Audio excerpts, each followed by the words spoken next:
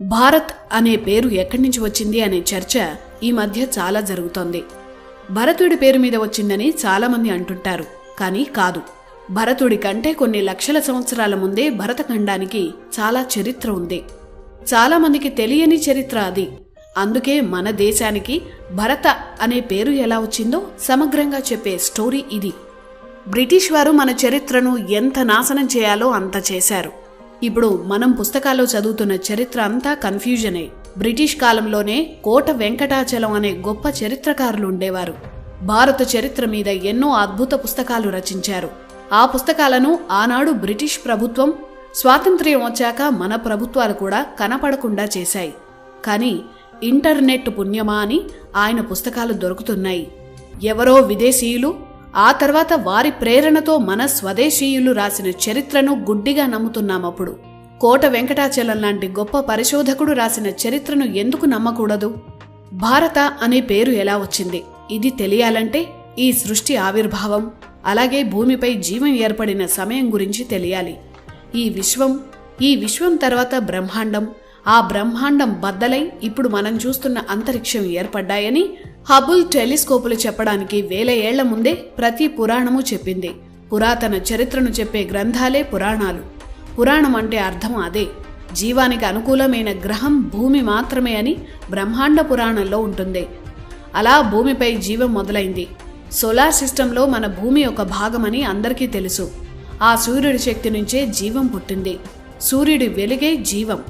మన పురాణాలు వేదాల ప్రకారం మనిషిగానే జన్మించాడు. కోతి నుంచో చింపాంజీ నుంచో పరిణామం చెందినట్లు ఎక్కడా కనిపించదు. సూర్యుడే జీవానికి ఆధారం అన్న సంగతి సైన్స్ తెలిసిన వారందరికీ తెలిసిన విషయమే. అదే విషయాన్ని మన వేదాలు పురాణాలు ఎప్పుడో చెప్పాయి. ఆ సూర్యుడి వెలుగు నుంచి దేవతల శక్తితో అంటే ప్రకృతి శక్తితో జన్మించిన తొలి మానవుడే స్వయంభువ మనువు. అలా ఈ సృష్టి మొదలైంది. కొత్త సృష్టిలో తొలి మన్వంతరం ప్రారంభమైంది. సృష్టిని మన్వంతరాల కాలంతో పోలుస్తారు. అలా స్వయంభువ మనువుగా మనిషి మనుగడ ప్రారంభమైన మన్వంతరాన్ని స్వయంభువ మన్వంతరం అంటారు. 14 మన్వంతరాలు బ్రహ్మకు లేదా ఈ బ్రహ్మాండానికి ఒక పగటి కాలం. ఈ 14 మన్వంతరాలు పూర్తయ్యాక ఈ సృష్టి ముగిసి కొత్త సృష్టి మళ్లీ మొదలవుతుంది. ఒక్కో మన్వంతరం 71 మహాయుగాలు. ఒక మహాయుగంలో 4 యుగాలు అంటే 43,20,000 సంవత్సరాలు ఒక మహాయుగం. ఆ లెక్కన స్వయంభువ మన్వంతరం మొదలై 195,58,85,000 సంవత్సరాలైంది.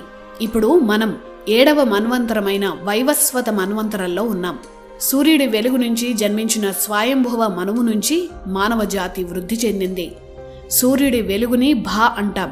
ఆ వెలుగు నుంచి పుట్టిన వారసులు కాబట్టే మనువు వారసులను దేవతలు భారతులు అని పిలిచారు. వీరు నివసించిన ప్రాంతం భరతవర్షమైంది. అలా వచ్చింది భారత అనే పేరు.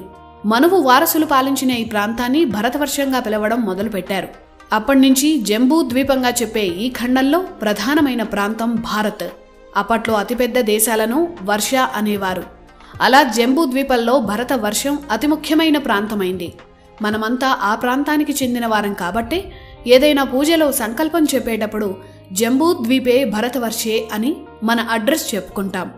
సూర్య వంశంలో తమ పూర్వీకులు భారతులు కాబట్టే దశరథుడు తనకు చాలా ఇష్టమైన భార్య కైకకు పుట్టిన బిడ్డకు భరత అని పేరు పెట్టాడు. ఆ తర్వాత శకుంతల తన తండ్రి అయిన విశ్వామిత్రుడి పూర్వీకులు భారతులే కాబట్టి తన బిడ్డకు భరత అని పేరు పెట్టింది. అంతే తప్ప ఈ భరతుడు పాలించినందుకే భారతదేశం అని పేరు రాలేదు. మానవ జాతికి మూల పురుషులు ఆ భరతులు. మన రూట్స్ అక్కడే ఉన్నాయి. అందుకే మనమంతా భారతీయులమయ్యాం. మన చరిత్రలో భరత అనే పేరుతో చాలామంది ఉన్నారు. భరత అనేది ఒక వ్యక్తి పేరు కాదు. భరత అనేది ఈ నేల మీద పుట్టిన మానవ జాతి పేరు. ఇది భరత అనే పదం వెనుక ఉన్న అసలైన కథ. ప్రతి మన్వంతరం ముగియగానే ప్రళయం రావడం, మళ్లీ కొత్త జీవం పుట్టడం జరుగుతుంటాయి. ఇప్పుడు మనం ఉంటున్న మన్వంతరం వైవస్వత మన్వంతరం. ఇది 7వ మన్వంతరం. అందుకే పూజల్లో వైవస్వత మన్వంతరే కలియుగే ప్రథమ పాదే అని సంకల్పం చదువుతాం. ఈ వైవస్వత మన్వంతరాన్ని ప్రారంభించిన మనువు వైవస్వత మనువు. వివస్వత అంటే సూర్యుడు. సూర్యుడి అంశతో వైవస్వత మనువు పుట్టాడని మత్స్య పురాణం చెప్తోంది. అంటే ఈ మనువు కూడా సూర్యుడి కుమారుడే. అందువల్ల ఇతని వంశం కూడా భారత వంశమే. ఈ వైవస్వత మనువు కుమారుడే ఇక్ష్వాకు. ఇక్కడితో సూర్యవంశం ప్రారంభమైంది. ఈ ఇక్ష్వాకు వంశంలో జన్మించిన మహానుభావుడే శ్రీరాముడు. ఈ వైవస్వత మన్వంతరం ప్రారంభమై ఇప్పటికి 12,05,33,000 సంవత్సరాలు గడిచాయి. అంటే ఇప్పుడు మనం ఉంటున్న కాలంలో తొలి మానవుడు జన్మించిన కాలం అన్నమాట. ఈ మన్వంతరంలో మనువు మూల పురుషులు కూడా భారతులే, అంటే భరతఖండానికి చెందినవారు అని అర్థం. శ్రీరాముడి దగ్గర నుంచి శ్రీకృష్ణుడి వరకు అందరూ తమ సంకల్పంలో ఈ భారత అనే పదాన్ని ఉపయోగించారు. భరతవర్షం అనే పదం అన్ని యుగాల్లో వినిపిస్తుంది. ప్రతి మన్వంతరానికి అంటే ప్రతి 30 కోట్ల సంవత్సరాలకు భూమిపై ప్రళయాలు ఏర్పడి మళ్లీ కొత్త జీవం ఏర్పడింది. అలా 6 సార్లు ఇప్పటి వరకు జరిగింది. ఇప్పుడు జరుగుతున్న 7వ మన్వంతరం అంటే వైవస్వత మన్వంతరం 12 కోట్ల సంవత్సరాల క్రితం మొదలైంది. మత్స్యావతారంగా విష్ణువు అవతరించిన సమయం కూడా ఇదే. ప్రళయం నుంచి భూమిని కాపాడి వైవస్వత మనువుతో పాటు భూమికి అవసరమైన జీవజాతులను ఒక పెద్ద పడవలో ఎక్కించి ఒక సురక్షిత ప్రాంతానికి చేర్చాడు విష్ణువు. ఇదే కాన్సెప్ట్ని 2012 సినిమా క్లైమాక్స్గా వాడుకున్నారు. వైవస్వత మన్వంతరం మొదలైన 12 కోట్ల సంవత్సరాల్లో ఇప్పటికీ 27 మహాయుగాలు గడిచిపోయాయి. ఇప్పుడు 28వ మహాయుగంలో వేదకాలమైన కృతయుగం, రాముడు పుట్టిన త్రేతాయుగం, కృష్ణుడు అవతరించిన ద్వాపర యుగం ముగిసిపోయాయి. ఇప్పుడు కలియుగం నడుస్తోంది. కలియుగంలో ఇప్పటి వరకు 5,124 సంవత్సరాలు గడిచాయి. ప్రతి యుగం చివర ఏదో ఒక ఉత్పాతమో యుద్ధమో వచ్చి మానవ సంహారాలు జరిగాయి. ఉదాహరణకు త్రేతాయుగం చివరిలో రామరావణ యుద్ధం జరిగింది. ద్వాపర యుగం చివరిలో కురుక్షేత్ర యుద్ధం జరిగింది. అప్పటి చీనా, గ్రీసు, రోము, ఈజిప్టు, అరేబియా ప్రాంతాల ప్రజలు ఆ యుద్ధంలో పాల్గొన్నట్లు మహాభారతంలో వ్యాసుడు రాశారు. పాండవులు గెలిచారు. యుద్ధం తర్వాత కౌరవుల వంశంలో ఉన్న చాలా మంది ప్రజలు నిరుత్సాహపడ్డారు. వారికి భరతఖండంలో ఉండడం ఇష్టం లేక యుద్ధంలో పాల్గొన్న చీనా, గ్రీస్, రోము, ఈజిప్ట్ లాంటి దేశాల ప్రజలతో చాలా మంది భారతీయులు వలస వెళ్లిపోయారు. వారిలో కొందరు ఆ దేశాల్లో చాలా ప్రాంతాలను ఆక్రమించి రాజ్యాలు స్థాపించారని చరిత్ర చెప్తోంది. అక్కడ మన సంప్రదాయాలు, మన సంస్కృతి విస్తరించారు. అందుకే ఆ దేశాల్లో ఇప్పటికీ భారత వంశీయుల ఆనవాళ్లు కనిపిస్తాయి. మన దేవుళ్లనే వేరే వేరే పేర్లతో ఇప్పటికీ ఆరాధిస్తున్నారు. ఆ ప్రాంతాల్లో కృష్ణతత్వం వ్యాపించింది. యూరప్లో కొన్నేళ్ల క్రితం వరకు రాధాకృష్ణులనే పూజించారు.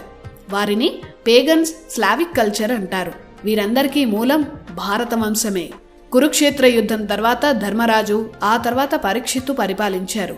పరీక్షిత్తు పాముకాటు వల్ల మరణించాడని, అతని కుమారుడు జనమేజయుడు సర్పజాతిని సంహరించే సర్పయాగం చేయించాడు. అప్పుడు ఆ సర్పజాతిని అస్తిక అనే ఋషి కాపాడి ఆ నాగజాతిని భరతఖండం నుంచి ఇప్పటి మెక్సికో ప్రాంతానికి తీసుకువెళ్లాడని భారతం చెప్తోంది. అలా ఆనాడు నాగజాతితో పాటు రాక్షస జాతికి చెందిన మయుడి వారసులు కూడా అస్తికుడితో మెక్సికో ప్రాంతానికి వెళ్లిపోయారు. ఆ మయుడి వారసులే మయన్స్ అయ్యారని, నాగజాతిని అస్తికుడు రక్షించాడు కాబట్టి వారు అడ్జెక్ట్స్ అయ్యారని చరిత్ర చెప్తోంది. ఇప్పటికీ మెక్సికోలో కనిపించే ఆనవాళ్లు, అక్కడి పెద్ద పెద్ద ఆలయాలు మన భారతదేశ సంస్కృతిని స్పష్టంగా చెప్తాయి. అంతెందుకు, మహాభారతం అనే పేరు వెనుక అసలు కథ ఇదే.